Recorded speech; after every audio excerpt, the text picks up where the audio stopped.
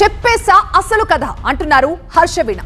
Railway Koduru MLA అరవ Sridhar episode తనని మోసం చేశారన్న హర్షవీణ ఎస్సీ ఎస్టీ కేసులో రాజంపేట ఏఎస్పీ ముందు విచారణకు హాజరయ్యారు. తనకు జరిగిన అన్యాయాన్ని వివరించారని చెప్పారు. రైల్వే కోడూరు ఎమ్మెల్యే అరవ శ్రీధర్ హర్షవీణ లైంగిక వేధింపుల కేసు 2.5 నెలలుగా కొనసాగుతోంది.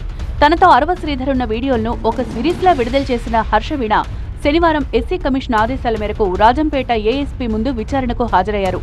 అరవ శ్రీధర్ తనకు చేసిన అన్యాయాలను ఏఎస్పీకి వీణ తెలిపారన్నారు ఆమె తరపు లాయర్. 4 గంటల పాటు విచారణ జరిగిందన్నారు.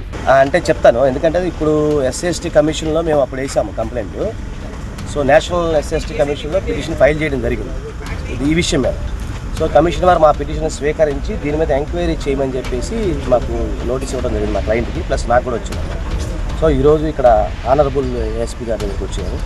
ఇప్పుడు మా యొక్క వాదనలు ఏవైతే ఉన్నాయో, మా దగ్గర ఎవిడెన్స్ ఏవైతే ఉన్నాయో అవన్నీ కూడా మేము ఇప్పుడు సమర్పించి ఆ సార్ ఏం అడుగుతారు అవన్నీ కూడా వచ్చి దీన్ని ముందుకు తీసుకెళ్తాం కేసు. నేను మళ్ళీ చెప్తున్నా, ఆజాద్ న్యాయం కోసం పోరాడతాడు. ఆయన మీ అందరికి కూడా తెలుసు.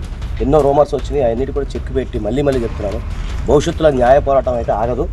100% మీ అందరికీ సపోర్ట్ చేస్తాను. ఖచ్చితంగా ఈ కేసుని మేము 100% విన్ అవుతాము. సంబంధిత వ్యక్తులపైన ఖచ్చితంగా శిక్ష పడేలాంత వరకు నేను పోరాడతాను. ఇప్పటికే ఎమ్మెల్యే శ్రీధర్ తల్లి పెట్టిన కేసులో హర్షవీణకు బెయిల్ మంజూరైంది. సోమవారం నుంచి హర్షవీణ విధులకు హాజరవుతారని ఆమె తరపు లాయర్ ఆజాద్ తెలిపారు. అరవ శ్రీధర్ తనకు న్యాయం చేయాలంటున్నారు హర్షవీణ. తాను కోర్టుల చుట్టూ తిరుగుతుంటే అరవ శ్రీధర్ క్రికెట్ ఆడుతున్నారని ఆవేదన వ్యక్తం చేశారు హర్షవీణ. జనసేన అధినేత ఆయనపై చర్యలు తీసుకోకపోవడం బాధాకరమన్నారు. మరోవైపు హర్షవీణకు ఎలాంటి న్యాయం కావాలో చెప్పాలంటున్నారు అరవ శ్రీధర్ అనుచరులు. ఆమెకు క్లారిటీ లేదంటున్నారు.